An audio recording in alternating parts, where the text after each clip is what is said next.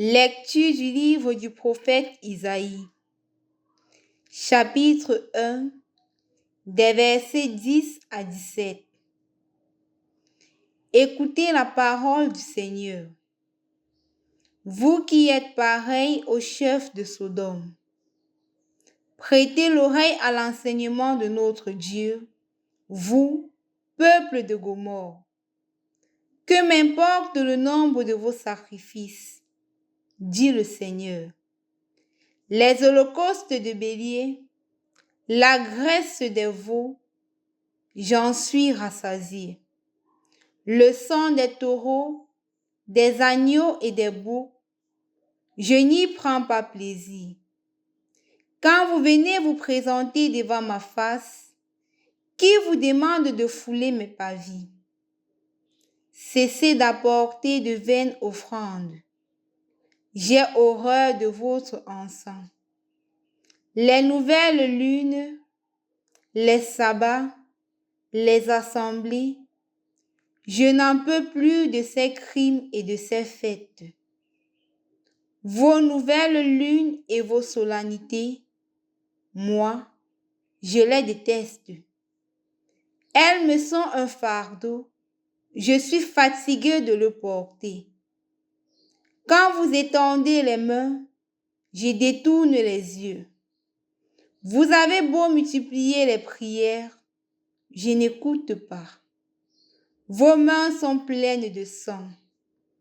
Lavez-vous, purifiez-vous, ôtez de ma vue vos actions mauvaises. Cessez de faire le mal. Apprenez à faire le bien. Recherchez le droit. Mettez au pas l'oppresseur. Rendez justice à l'orphelin. Défendez la cause de la veuve. Au nom du Père et du Fils et du Saint-Esprit. Amen. Loué soit Jésus-Christ. En ce jour, nous commençons le livre d'Isaïe. Rappelons que Isaïe parle dans un contexte où le peuple s'est égaré de Dieu et le roi Akaz n'a pas toujours fait la volonté de Dieu. Ne faisant pas la volonté de Dieu, l'injustice sociale s'est installée, l'infidélité s'est installée et donc sa mission est de rappeler au peuple que le jour du jugement du Seigneur va arriver. Ce jour-là arrivera. Et justement, parce que le peuple s'est contenté du rituel sans une action concrète qui manifeste la volonté de suivre fidèlement les préceptes de Dieu. Ils se sont plus limités à offrir des encens, ils se sont plus limités à offrir des béliers, des taureaux en sacrifice, justement pour pouvoir recevoir les faveurs du Seigneur. Et justement, ce qu'Isaïe est en train de décrier, c'est que ces choses sont des rituels qui ne sont pas négligés, mais qui sont un moyen pour davantage conduire l'homme à reconnaître la place de Dieu et à suivre fidèlement la place de Dieu. Et justement, en cela, l'homme ne doit pas perdre de vue l'essentiel, qui est justement rejeter le mal et de faire ce qui est bien.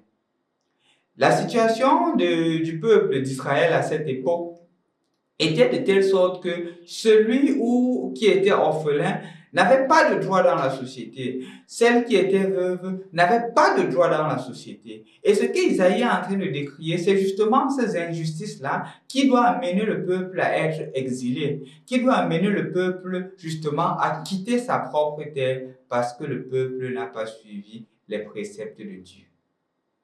Et donc, mon frère, ma sœur, lorsqu'Isaïe parle du peuple d'Israël, il s'adresse à toi et à moi, chacun à son niveau, chacun dans le contexte dans lequel le Seigneur ou la grâce du Seigneur l'a trouvé. Je crois que de nos jours, c'est parfois aussi cela qui nous habite.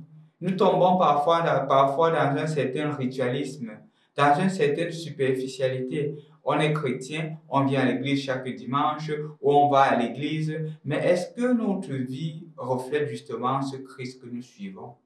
Est-ce qu'on peut dire que de plus en plus que je me suis rapproché de Dieu, plus je me suis rapproché de Dieu, plus il y a eu un changement substantiel dans ma vie?